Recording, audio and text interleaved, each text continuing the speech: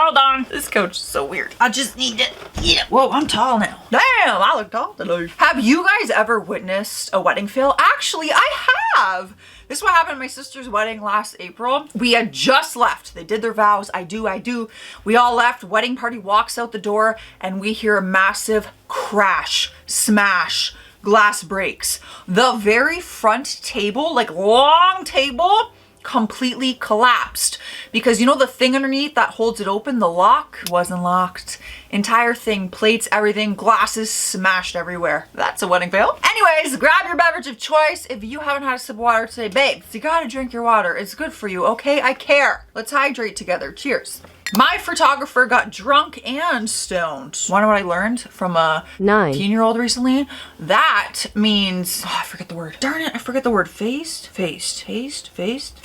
They're getting faded. That's what the kids say these days, you guys. 19-year-old told me that. They're like, when you drink and, that's not a thing. When you do that, that means you're faded when you do both. I'm way too old. All our wedding photos are orange and blurry. So we made our photo album courtesy with the photos from a good friend who had a good camera and great skills. Can you imagine paying for a photographer and they get so drunk and high that all your wedding photos are orange and blurry? Refund? I would be furious either way. Refund, absolutely. And thank God your friend took some good pictures. That's your wedding day. I only plan to do this once, you know? We asked the pastor from my husband's childhood church to officiate. Very old school conservative. That's a no for me. We discussed with him what we wanted him to talk about during the ceremony, marriage being hard work, treating love as a verb, that kind of thing. What he ended up doing was speeding through the passage I wanted read, then talked for 15 minutes about how marriage is only for men and women, how we are made this way, and how hormones play a part. Oh my God, it's an Adam and Eve lesson. I should add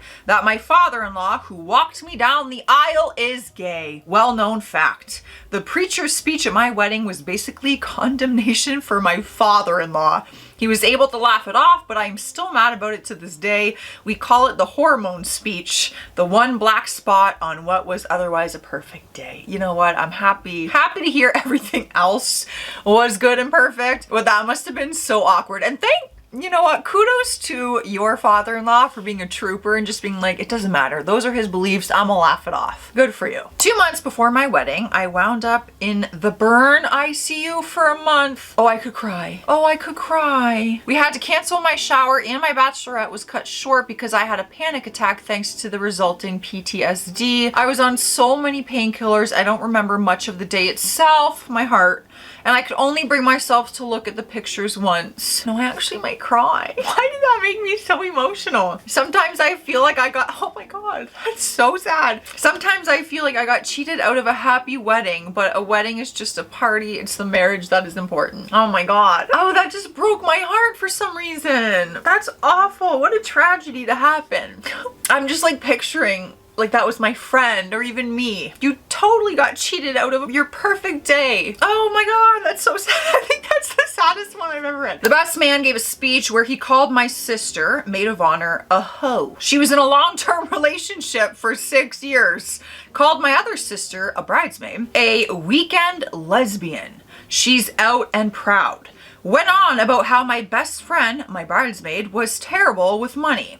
Alluded I was a gold digger while running around shooting $1 bills out of a money gun, saying it was an interpretive dance of my life. This was all supposed to be a funny roast, I guess, but he only roasted the ladies.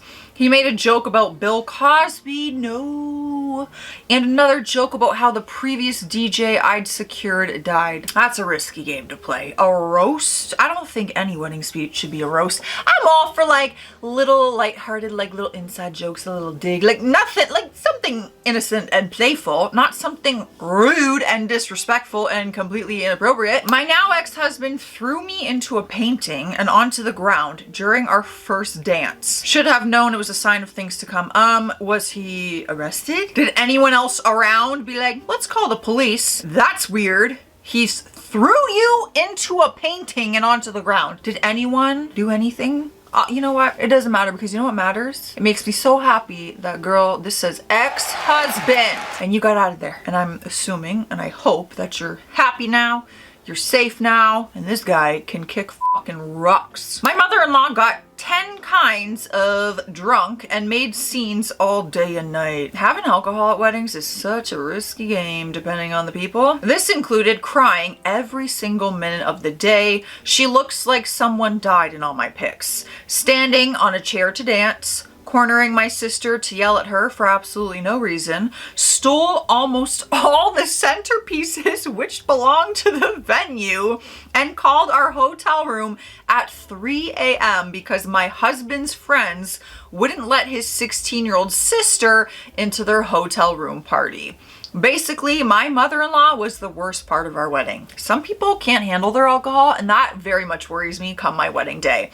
Because of course, I'm gonna have an open bar probably. And I think people can have a good time, you know, in certain doses and in control of your drinking.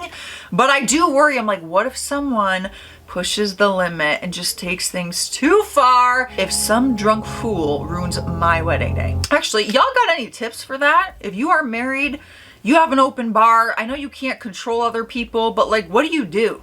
What's the vibe? What if someone acts a certain way? Like, do you kick them out? Like, that might cause an even bigger scene. Y'all got any like tips or advice for something like that come my time? Let's open it up. My husband's stepmother put on a ball gown for the ceremony. Oh, that we had on the beach. I would sweat. And then changed into a skin tight white outfit with diamond embellishments for the reception. She looked like a bride during the reception, and during the ceremony she was in a ball gown on the beach. Did she miss the memo? Or I feel like she just wanted to be the star of the show. She's like, oh, y'all are gonna be in like these little dresses and barefoot on the beach. Watch me, all eyes on me, baby. I would sweat my balls off in a gown on the beach. I sweat my balls off in a bikini on the beach. Can you imagine a gown? That's why I won't have a beach wedding. Because in my wedding dress, I don't want to be sweating. My mom got blackout drunk and passed out in the bathroom. My boss had to carry her out. I mentioned it to her a few weeks later and she had no idea what had happened. She still hasn't apologized for it. Oh, mom didn't get just drunk. Mom got blackout. She blacked out, forgot what happened. Even when you told her, she didn't remember it.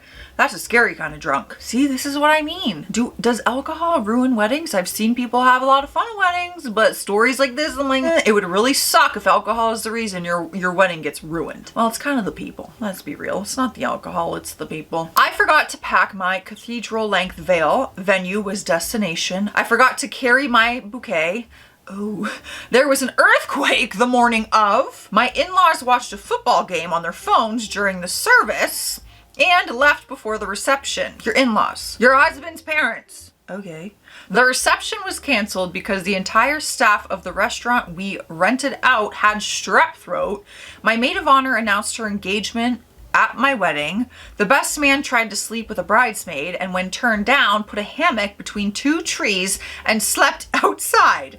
Think this is all bad? Wait for the worst part of the day. I got married. Oh, I've got a feeling you are divorced. Got a feeling you are divorced. You know what? I'd be pissed off if I got divorced and had a really crappy wedding. At least let the wedding be a good, happy memory once you're divorced. That's so stupid. A divorce sucks no matter what. And I think maybe if you're getting divorced, no, this is such a dumb thought.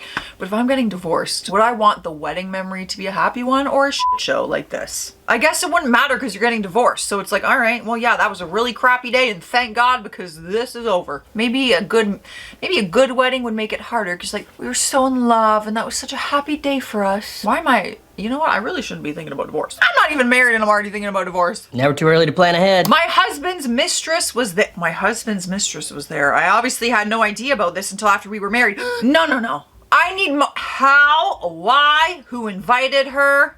What happened once you found out? Did you wait? If you mean I had no idea, but after we were married, as in like after you said I do, or completely after your wedding day? She's in a picture somewhere probably. He probably invited her. I haven't even addressed that motherfucker. He probably invited her. I hope this is ex-husband. She said my husband's. Ma'am, I think you forgot the ex. Found out he cheated on me a week before. Oh, got married because it was too late. It wasn't too late. It wasn't too late.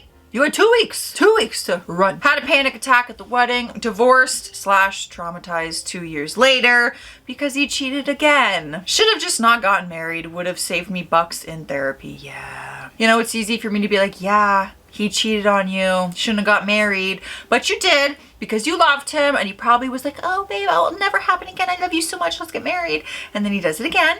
He's a piece of shit. And everyone around you was probably in their head being like, yeah girl, you should have never married him. But you gotta get through it yourself sometimes. You gotta go through it, follow your heart. Sometimes you gotta just get to this bad ending on your own because you might not have listened to people if they were like, don't marry him. You gotta do what you gotta do. I got stung by a bee on my ring finger 1 hour before the ceremony. So you couldn't even put your ring on come the time when you exchange rings in all your pictures. Like you probably have to wear it on the other hand in all your pictures.